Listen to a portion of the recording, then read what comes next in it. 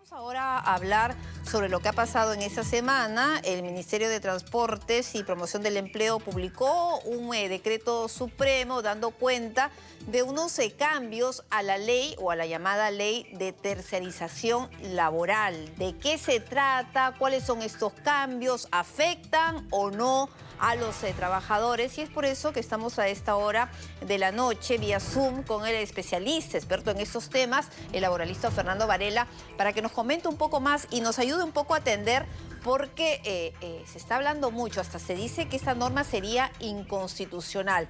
Muy buenas noches, doctor Varela. Gracias por estar nuevamente con nosotros aquí en Estación Central. Buenas noches, Pilar. Gracias a ti y a todos por la invitación.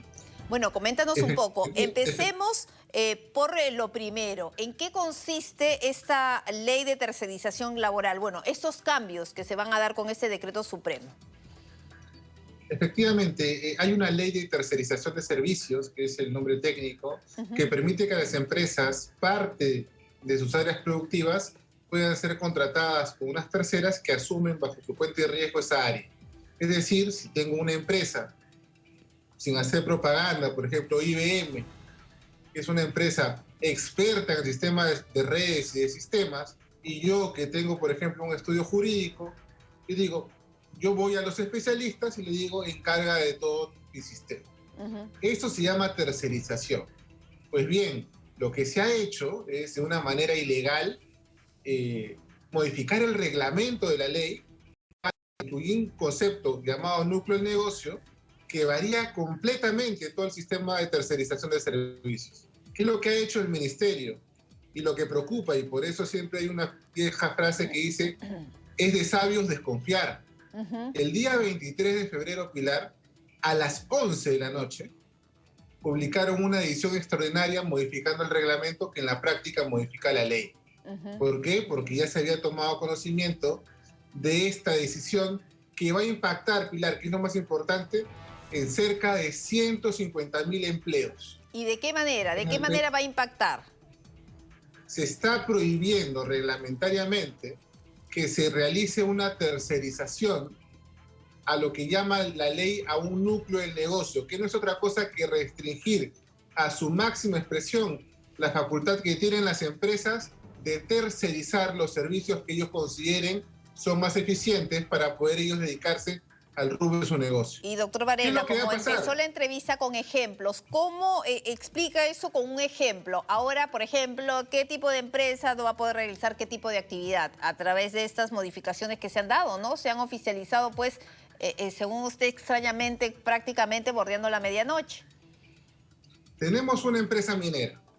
La actividad central de una empresa minera es la extracción de material, ¿verdad? Pero sucede que yo contrato a una empresa especializada para poder hacer que ese material sea fácil de extraer. Yo no tengo la expertise, yo no tengo las maquinarias, pero tengo esta empresa que la contrato como tercera. Según como se ha establecido el reglamento, con ese núcleo del negocio, cualquier inspector de trabajo dirá, mire, pero si usted está extrayendo material y es su labor más importante... Claro, debería saber también esta otra actividad.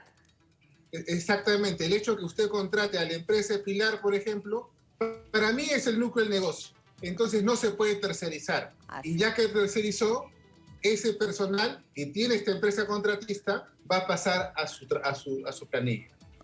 Ese hecho, Pilar, ha hecho que muchas empresas contratistas hoy estén pensando en liquidarse, porque saben que las empresas principales no van a querer trabajar con ellas.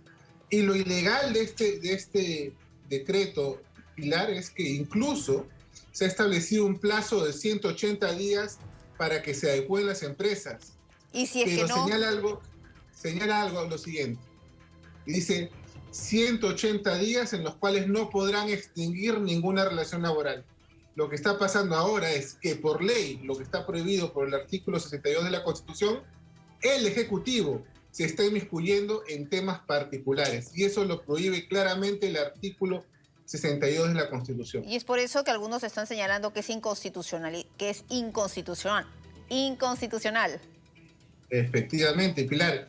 Y hay un tema importante, y hay que preguntarnos por qué se publica esta norma en una edición extraordinaria. una decisión extraordinaria si estuviéramos en guerra, si estuviéramos en un desastre, que la obliga a hacer esta decisión extraordinaria, no para cambiar un reglamento de tercerización.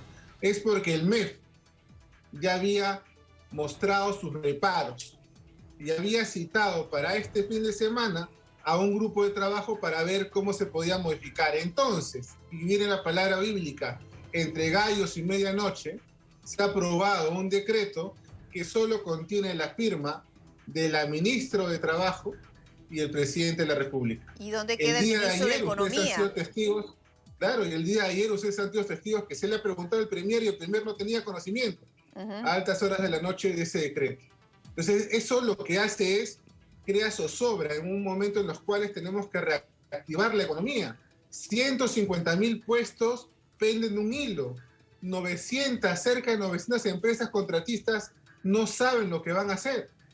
Y eso es lo que sucede cuando a veces se legisla por dogma, pensando que la precarización del mercado laboral se va a solucionar con una reforma legislativa y no utilizan las herramientas que siempre hemos hablado, Pilar, contigo. De fiscalización. Quieres que haya, sabes que haya formalidad, fortalece la SUNAFIL, pero renuncian a ese trabajo que es fortalecer la SUNAFIL y creen que algún error normativo o de repente una circunstancia jurídica como es la tercerización de servicios, que en algunos casos ha sido malo, se puede resolver con una reforma.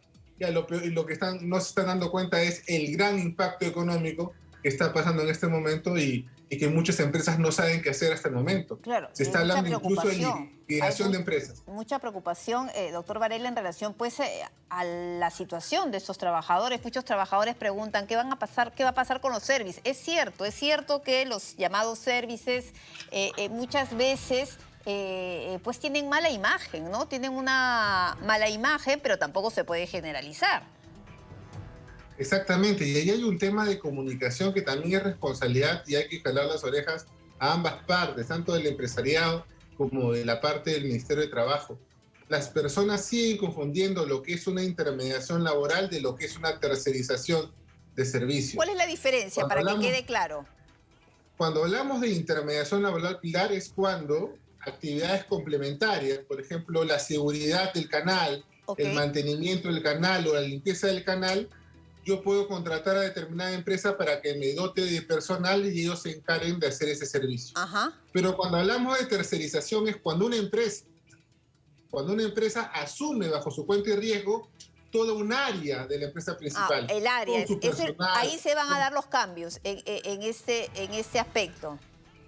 Exactamente. O sea, y lo que sucede es que pierden el norte, porque dicen, hay precarización, cambiemos el reglamento, pero no saben que hoy muchas empresas contratistas, que incluso hay empresas comunales, como teníamos una reunión el día de hoy, varios especialistas, que hemos firmado un pronunciamiento, cerca de 70 especialistas en derecho del trabajo, hemos firmado un pronunciamiento en el cual manifestamos nuestra preocupación por este tipo de reformas.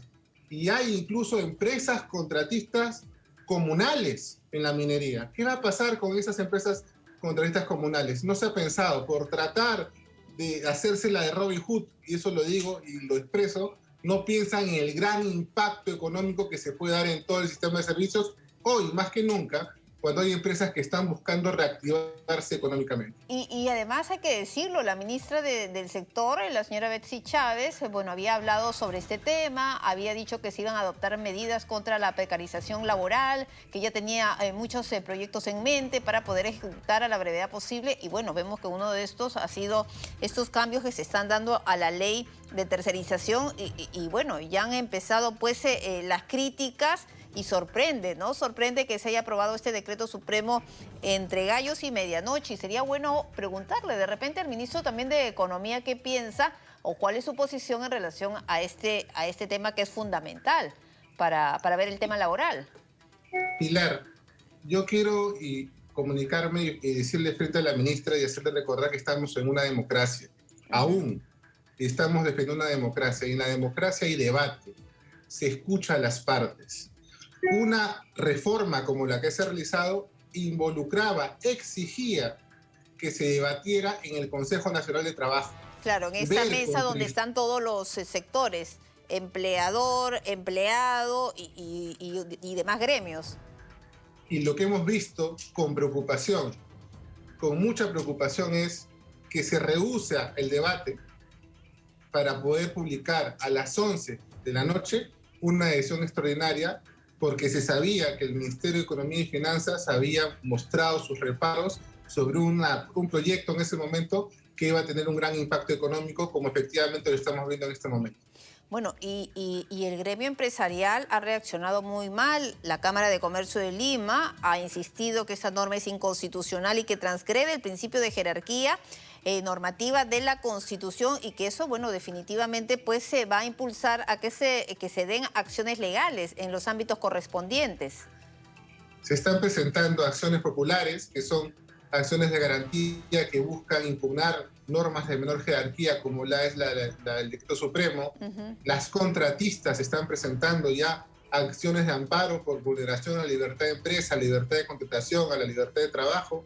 Se está incluso presentando reclamos en Tendecopi por violación porque es una barrera burocrática lo que se está regulando en este decreto. Una serie de acciones que espero lleguen a buen puerto, pero que se puede solucionar haciendo entender al presidente y a su ministra que no es el momento, no son las formas, y en democracia se debate, en democracia se dialoga, se busca unir puentes, tender los puentes necesarios para llegar a una regulación que sea favorable para todos. Claro, el problema es que muchas veces pues de la otra parte hay oídos sordos, ¿no? Ante tantos reclamos, ante tantas recomendaciones, finalmente se hace lo que ellos creen que es lo mejor. Incluso el Consejo Privado de la Competitividad, bueno, lo que está pidiendo es que el Ejecutivo dé marcha atrás. ¿Lo hará? Bueno, no lo sabemos. Hay una salida también, Pilar, para no quitarte más tiempo. El Congreso de la República tiene también la facultad de derogar a través de una ley, de un artículo único, este decreto supremo, porque es una norma de menor rango. Menor jerarquía. También está en esa posibilidad. Bueno, también a ver, vamos a ver. Pues ya hay otra bola, como se dice en la cancha del Congreso. A ver si la tapa bien. Gracias, doctor Varela, como siempre, ha sido sumamente claro, muy interesante este tema.